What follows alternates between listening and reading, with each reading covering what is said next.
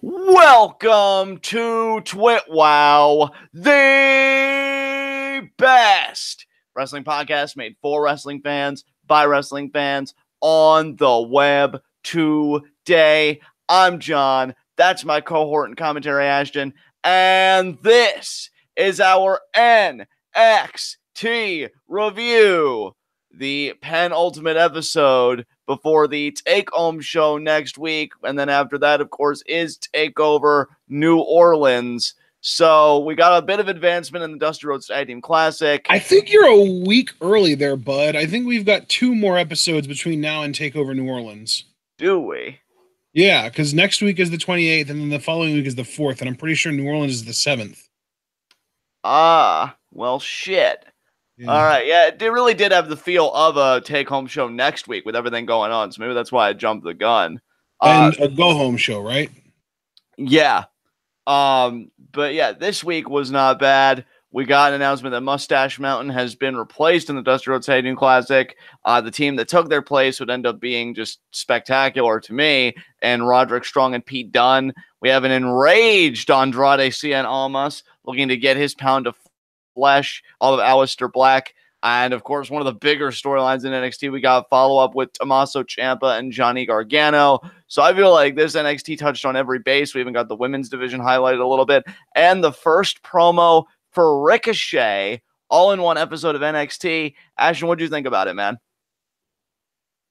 Yeah, I think the Ricochet teaser was like the thing in this show that popped me more than anything. Just because it's cool that they're finally starting to hype him up. But really, I didn't feel really overwhelmingly excited about anything else on this show, unfortunately. It was just a lot of, yeah, that's fine. Even the Tommaso Ciampa segment that opened the show was cool, but it felt kind of repetitive because it was kind of the same deal as the last 2 weeks, even though there was more to it this time because he did speak, and then we got the whole, brawl thing that happened, but that got pulled apart early too. So they're just doing a lot of teasing with that storyline. Lots of Dusty Classic stuff going on. And yeah, it was a solid episode, but nothing outstanding in my eyes. That's an understandable, assessment of the episode. So let's get right into our first segment. Heat of the night. Got no heats of the night, no nitpicks. What about you, partner? Let's see. I don't think I have any real big problems with this show. It's more just, I'm just impatient and I want it to get going, No, and we've had episodes like that before. That's certainly not a first in TwitWoW, reviewing NXT. I think we're just all very excited for TakeOver New Orleans, and that's where we want to get to. So speaking of, let's continue our own progress. Let's get right into our NXT review. And we open up with Tommaso Ciampa to a chorus of boos, though there is a pocket of people chanting Psycho Killer. A lot of Johnny Gargano emoji signs in the crowd, which is still a very cool visual to me. And you pretty much summed it up in your little takeaway from NXT tonight. Pretty much the same as the last 2 segments, except Tommaso actually speaks. He speaks. And he says, he's gone. Don't you get it? He's gone. He's not going to walk down that damn aisle. And, just very angry. I love his body language. I love how animated Ciampa can be at times. And then, he goes out and he really tears Johnny Gargano fan signs one by one. I love the one that he tore of the woman, and she just has a look on her face like, oh, just wanted to be a part of it. What did I do so wrong? But then he takes a big sign, and it turns out Johnny Gargano was hiding behind it, and he gets a nice shot in on Tommaso Ciampa. They brawl, but as you also pointed out, quickly broken up. I expected Regal to make an appearance. I was kind of surprised he didn't, but maybe that's what he was alluding to later in the show when he said he was finalizing the details, but he had an announcement next week that was going to change NXT forever, though I don't know how one match could change NXT forever, but I digress. Good brawl between these two. Awesome for Ciampa that he's still getting this level of heat. I mean, this is a heel that you really should put all your chips behind, the same way that Gargano is a babyface that you should put all your chips behind. So good segment, and nothing really more to say than that. What about you, Ashton? Yeah, I agree. Biggest thing for me was like, okay, let's get on with it early on. But then when he spoke, like, okay, well, that's a nice little wrinkle. And then Gargano showing up was another nice little wrinkle. So it's good to know that it seems like really, really likely that we're going to actually get this match on TakeOver, and we're not going to just kind of ignore the whole thing until Ciampa gets called up. And, you know, I was going to assume that Johnny was going to get brought up in the draft and all that other shake up or whatever the hell you want to call it, like a post-Mania call up. It looks like we are going to be getting this match in some kind of an unsanctioned street fight, which is what I did predict a long time ago at TakeOver New Orleans. So that's a big positive. That's going to be fun. Absolutely. So with that said, let's move on. What do we get after this, partner? After this, we got a Charlie Caruso recap of the Dusty Classic so far, which, I mean, what is there to say? You know, Street Profits advanced. I'm trying to remember. I think Sanity might have advanced. Sanity advanced, yeah, at the expense of Sabatelli and Moss. Yeah, because I think Street Profits advanced over Heavy Machinery, IIRC. And then I forget what like the first team was. It was AOP. They beat TM61. That's right. Yeah. So those are the big ones. And then tonight was our final first round or final second round match. Final first round matchup, yes. Yeah, because there were only like 8 teams in this year's tournament. Yeah. God, that's just so weak to me. But yeah, we got the final first round match tonight, which was Oni Lorcan and Danny Burch versus Roderick Strong and a mystery partner that we'll talk about later. And yeah, that's just kind of all they did. And then we got the Kathy Kelly interview with Tyler Bate, and he explains why he's not in the Dusty Classic. Yeah, tweaked his knee, and Dodger wanted him to take 2 weeks off. So given that his match would be next week, he just really couldn't do it. So he had to be replaced. So yeah, pretty much this whole segment, not only recapping the tournament, but giving us, you know, the little teasers and updating us with new information about Mustache Mountain and Roderick Strong taking their place with a partner of his choosing. And then after that, we do get the tag match, right? If I remember correctly. We transition right into the tag match. Well, we did end up getting the tag match as our first match of the night, but before we got to that, we got Roderick Strong. We got a video package, or like I guess just a video segment, just him asking to get added to the Dusty Classic. It was really kind of beggy, like he was kind of begging. And then we got the Undisputed Era making fun of him. Yeah, Undisputed Era package was great. Pretty much Fish and O'Reilly saying, you know, this year's Dusty Classic winners, they only get the chance to be beaten by the baddest team on the planet. And, you know, as you said, they were just making fun of Roderick Strong for just begging for a spot and this and that. And then Adam Cole's like, you know what else is a joke? Cassius Ohno. In fact, he's going to be so easy to beat that I don't even want you guys to come out to the ring with me. You can just stay in the back and, you know, watch what I do. Because him and Cassius had Twitter beef. You know, Cole called himself on Twitter the uncrowned champion of NXT, which is a tragedy in Cole's eyes, which I'm hard-pressed to disagree with him. And Cassius is like, oh, if you're looking to be crowned, I've got an elbow right here with your name on it. So, yeah, they were just mocking both Roderick and Cassius. And Undisputed Era, I still dig the faction. Great guys. Nothing more you could say than that. Absolutely. All right. Up next, we did get our first match of the night, which was Oni Lorcan and Danny Burch versus Roderick Strong and his mystery partner, which they kind of ripped the Band-Aid off, so I'll do the same. Pete Dunne. This was a hell of an interesting tag team. And not only was it an interesting sort of strange bedfellows team, but they did, in fact, get the win. Yeah, I like this team. They've got a cool vibe to them. I hope that, I don't know if they're going to tell this story in ring. I would love it if they did, because tonight we did get one double team sequence between the two where they did kind of like double chops. I want to say to Danny Burch. And I hope like their double team repertoire continues to expand and grow as the tournament progresses. I think that'd be a great story to tell about their chemistry just kind of building. But yeah, great matchup. You had a cool sequence at one point. Danny Burch had Pete Dunne in the crossface, and Oni Lorcan had Roderick Strong in like a single leg Boston Crab. But Strong kicked Lorcan into Burch, so that kind of broke that up. And then it would come down to Pete Dunne, if I remember correctly, and Danny Burch, and yeah, they pretty much got the better of that exchange. Actually, no. It was Roderick Strong, and Danny Burch, because he got End of Heartache, and Pete Dunne restrained Oni Lorcan. That's right. Yep. So yeah, great teamwork from Dunne. They had a really cool moment to set up the End of Heartache 2, where Dunne got like a blind tag on Roddy, and then he lifted Burch up in the air and handed him to Roddy, and Roddy did like this crazy backbreaker over his knee, and that set it up. Yeah, I thought that was so cool. Great chemistry from the two of them. I would not mind to see them versus Undisputed Era at TakeOver New Orleans. I think that'd be a really cool matchup. And yeah, nothing more I can really say than that. Done in strong advance. All right, man. Well, after this, we got the Ricochet teaser. I mean, do you want to talk about that? Because I'm sure we probably have a lot to say about Ricochet and NXT. I mean, there's really not much to say yet, though, right? Because he hasn't really done anything yet. I mean, we know how great Ricochet is. I think this is one hell of a coup for NXT, and down the road, it's one hell of a coup for 205 Live. But not really much to say at present. I thought the teaser was pretty basic. Don't mean that in a bad way, though. In fact, I think it's actually kind of poetic. You give a very basic teaser to a guy that's really electrifying in ring and is probably one of the best catches that NXT has gotten in a while, at least in this man's opinion. So, yeah, can't wait to see him. And, of course, they did your favorite, coming soon. So, yeah.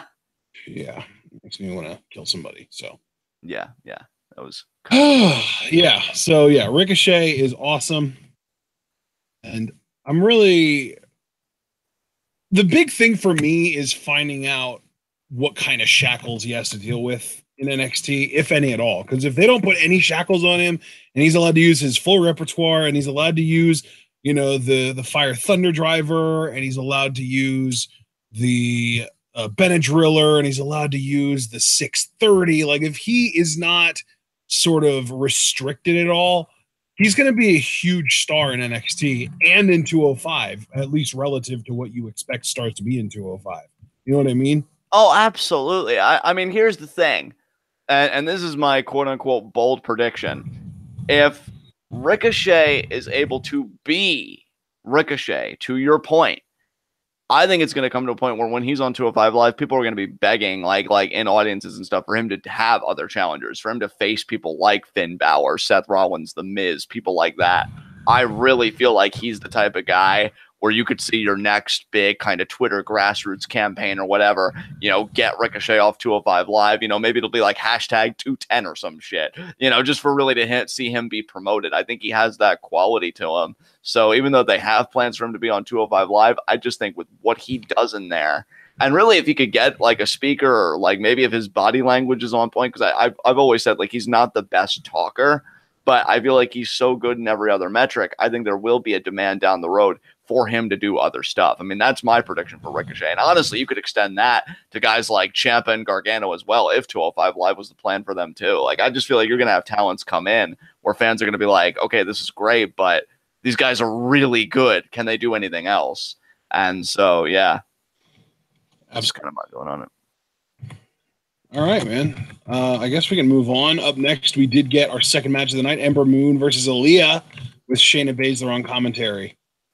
Yeah, this is pretty much a nothing match. Not really anything to say here.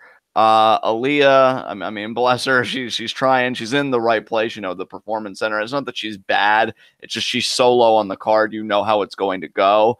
Shayna on commentary was great. I loved how she propped her feet up on the table like she just fucking owns this shit.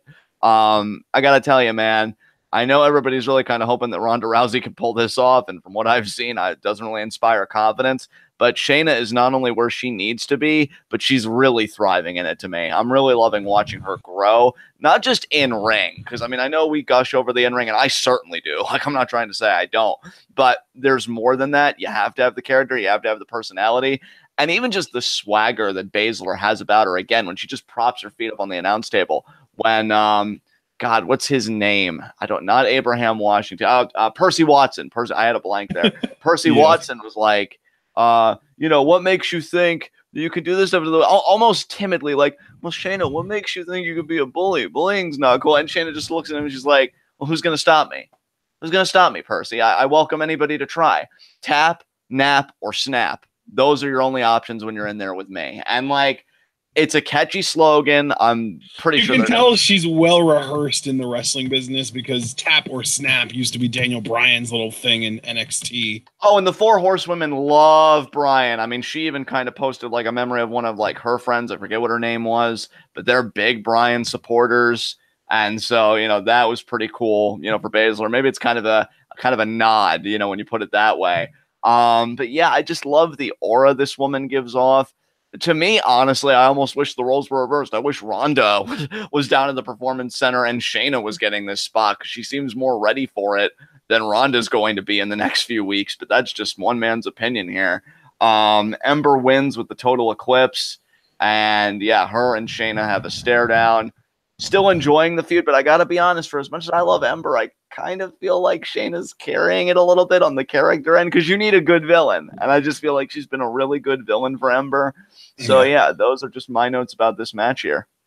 Yeah, I mean, Ember to me is really more just a pure in-ring worker. Like, she's questionable in the promos, and she definitely doesn't have the character work that you would hope to from your champion. But when she gets in the ring, you forget about all that because she's damn amazing in the ring. Yeah, absolutely. No denying that. I think you punctuated it perfectly, and we can move on. All right, man. Up next, we got Raul Mendoza coming out for a match, but he doesn't really make it all the way to the match.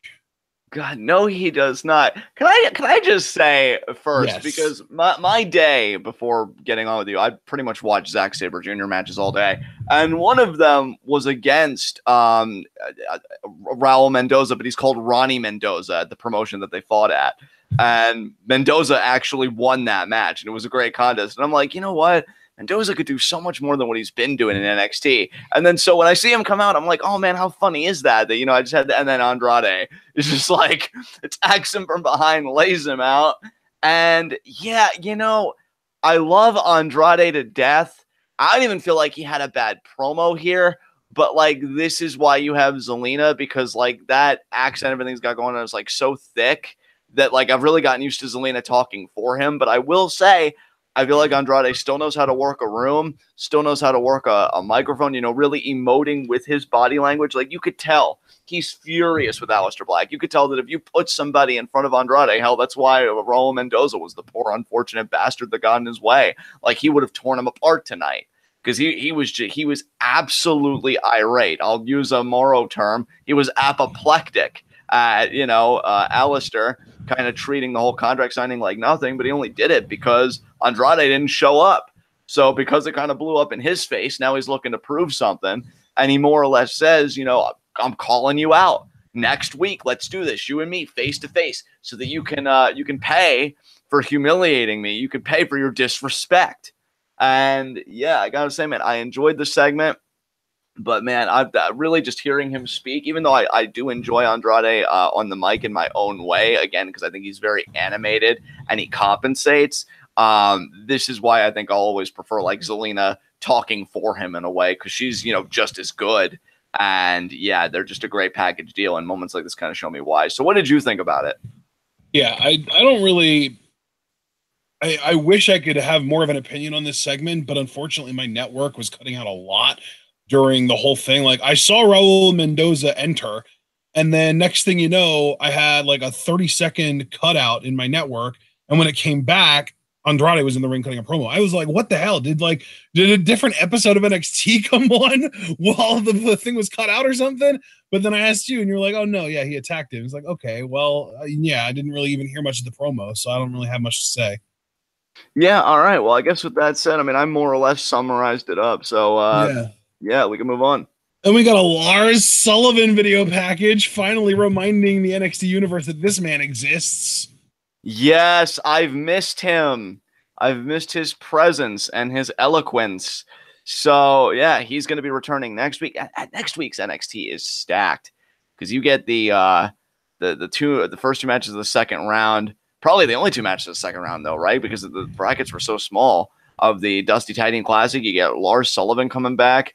You've got Aleister Black showing up next week, you know, answering Andrade's call from the preceding segment. So, yeah man, that's why I thought the next week was going to be the go-home show, because you see how stacked it is. God damn. But, yeah, what came after this?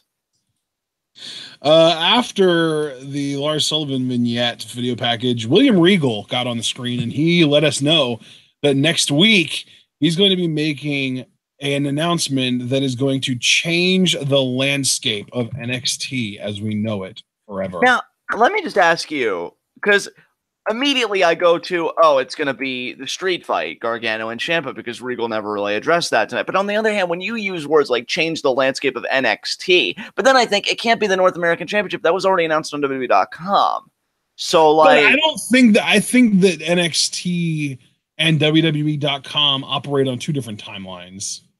Oh, so you do think it's going to be the North American Championship, you think? Because that would make more sense. Yeah, it definitely is going to be. Yeah. Yeah, so you and I are in agreement about that. I guess there's nothing more to say than that if you and I agree. So, what came after this?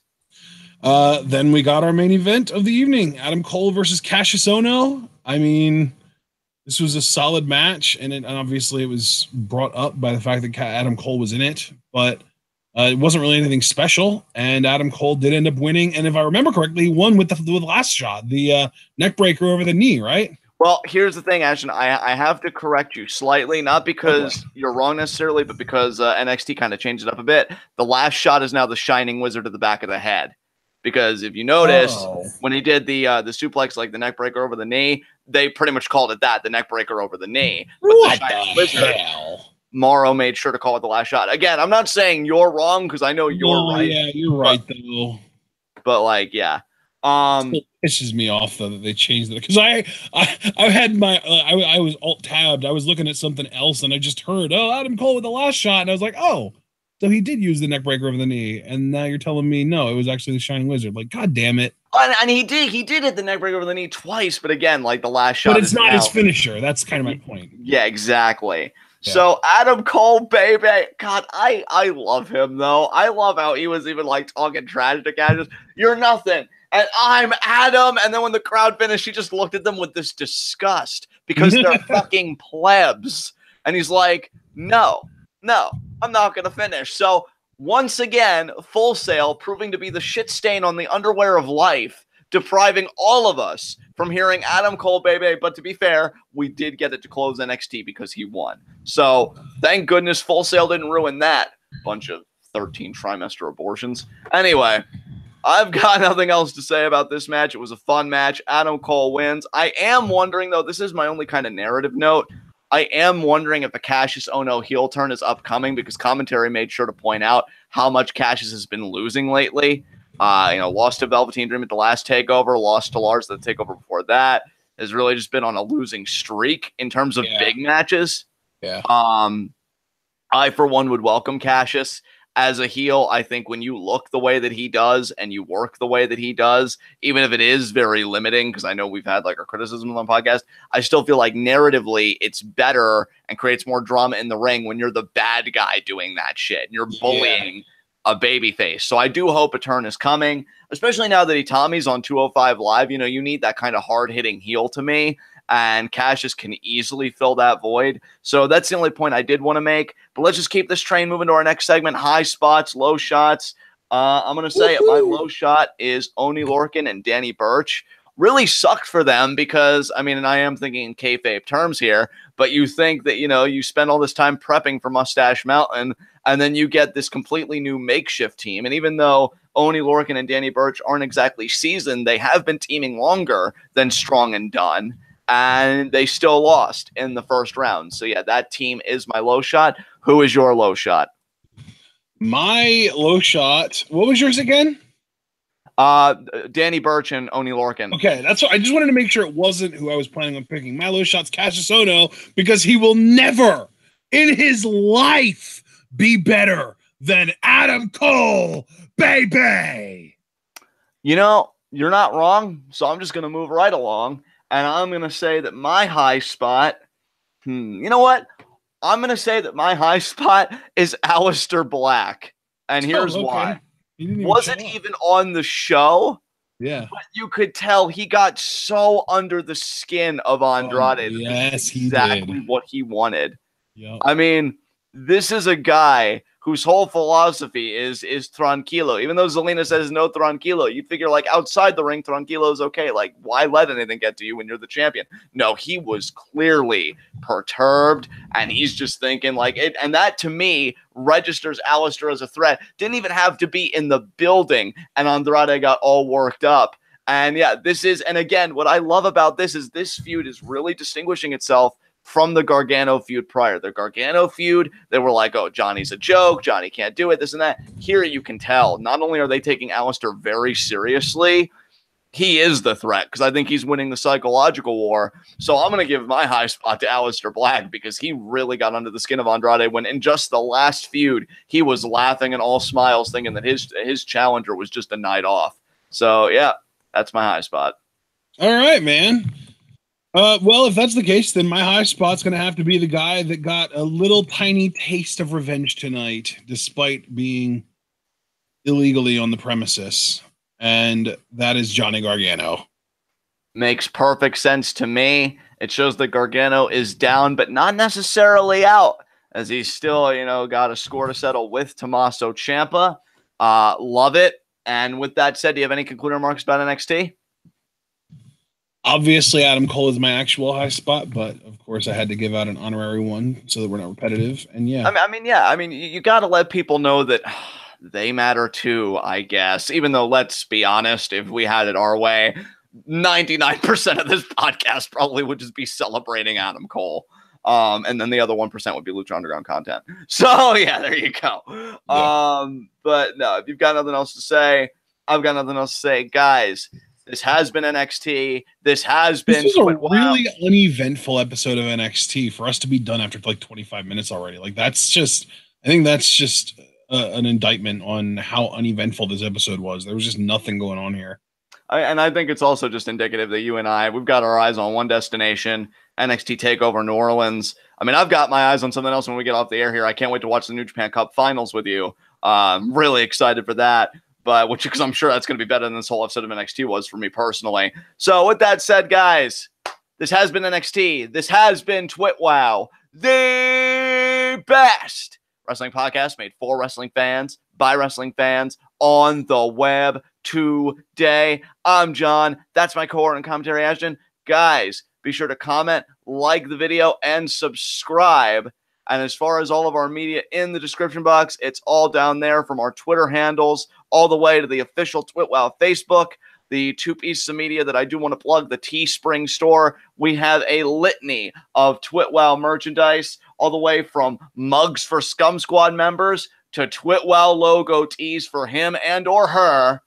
And yeah, just check out the Teespring, guys. We have so many offerings. I think our latest offering is the Thronkilo. Actually, no, it is the just the TWitWoW logo without all the other stuff on it, on like a plain a black tee. And then, before that, we got the Thronkilo shirt, which I love. I think it's just so simple, but yet so beautiful in its simplicity because it's Thronkilo, but with the little pose with the hands. I think it's so cool. So yeah, guys, check out the Teespring. There's something there for everybody at this point. I think our merch is that diversified, and I'm very proud of my cohort and commentary for that diversity in merch. Also, the Patreon. If you haven't yet, please do consider donating. Our Patreon requests have been fire lately. I mean, Paul requested WrestleMania 17, and then most recently, Iconic Player 1 requested a live reaction and a review. The review will be coming tomorrow at 5 p.m. EST of No Mercy 2002. So if you want to be like Iconic and you want to be like Paul, how do you get started? You donate to the Patreon, and the most straightforward way to do it, to really make your donation count, donate $3 to get access to the Discord. That's where all of us gather together and we talk everything from wrestling to, not suitable for work stuff, which I'm sure James kind of has a monopoly on that chat, I assume. And then when you stay in the Discord for X amount of months, the metric I always like to use is 10 months of membership. That's $30 that accrues. You can cash that in for a live reaction to a 3-hour show. We give all the detailed breakdowns on our Patreon link, so be sure to check that out, guys. Now, as far as content for the rest of this week, Thursday, again tomorrow, to reiterate, 5 p.m. EST, we've got our No Mercy 2002 review at the request of Iconic Player 1. We will be talking about Kane versus Triple H, Undertaker versus Brock Lesnar, Hell in a Cell, the inaugural WWE SmackDown Tag Team Champions, that tournament final between Edge and Mysterio and Angle and Benoit. All those matches are going to be covered and more. Friday, 9 p.m. EST, we are going to be doing a Daniel Bryan commentary. I know Ashton kind of floated that out yesterday, so just to reiterate, get everything sorted, we are going to be talking about the Daniel Bryan return and pretty much the implications, the ripple effect that this has, not just most immediately for WrestleMania, but just, you know, the larger scale environment of the WWE landscape. And I know Ashton said he has a few negatives to talk about, and he did specify that nothing to do with Daniel Bryan personally, but I think more the situation in which this was kind of, you know, happened and the environment in which it happened in. I'm sure I will have my own insights to say because I've been mulling it over a bit. And yeah, it's going to be very interesting. Everybody's talking about Bryan right now getting cleared.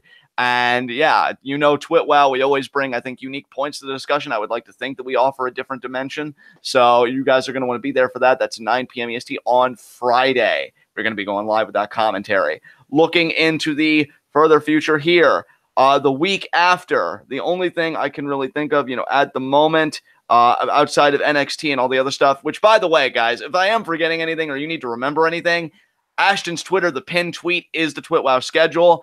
It's as complete as can be. I think it's like it's all right there. So yeah, if you need a reminder or you just want to look ahead into the future more than my bitch ass can provide, Ashton's pinned tweet has got you covered. But yeah, I know we're going to be doing NXT review again next Wednesday. And of course, the big thing I do want to plug, Thursday the 29th, that is Q&A. You guys I also want to add that next Tuesday, the 27th, we are going to be doing another Patreon request that I don't have on the schedule because it literally just came through the pipe. We're going to be live reacting to ECW Heatwave 1998. Well, goddamn. You know, guys, I'm telling you, it doesn't stop. The Iron Men of the IWC. So there you go. Yeah, ECW Heatwave. You said 1997? That's going to be 98. ECW Heatwave 98. It's going to be Tuesday.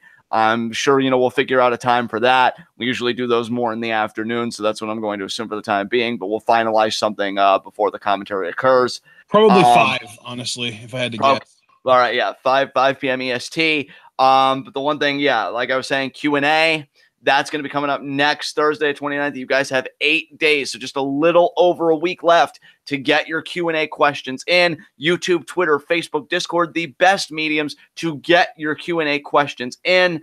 If this is your first time submitting to Q&A, here's how it works. You get 4 questions per Q&A, and you can divide them up however you like. Most people ask their questions to both of us, so you get 2 perspectives at the price of 1 question. But if, you know, maybe you're just kind of wondering more about us, you know, you could ask more nuanced questions. Ashton, for example, is a big football guy, so maybe a question you would ask is, hey, Ashton, you know, with the 2018 draft coming up, who do you think is going to really make out the best in that draft? Or the one question I always like to go to is, hey, Ashton, can you help me with my fantasy football team? You know, what position should I go with?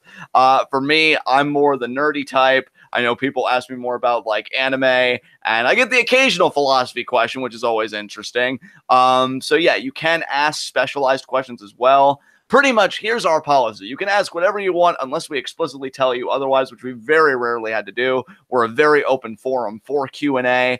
And yeah, like I said, 4 questions per Q&A. You know the mediums to submit. Again, to repeat, that is Facebook, YouTube, Twitter, Discord. If you do go Twitter, that's where my pin tweet comes in. My pin tweet is dedicated to receiving all of your Q&A questions. You can also DM me. I know some people still prefer to DM me, and I do get DMs. That's fine too. So however you want to submit your questions, guys, just be sure no matter what that you do get them in, that you do get to be a part of the conversation, because Q&A every month is always a deep-seater. It's always insane, and I think it's always one of the most, you know, rigorous and thorough commentaries that we do every month. So get your questions in. With that said, we will see you all tomorrow at 5 p.m. Eastern Standard Time for our No Mercy 2002 review. And until then, tune in and peace out.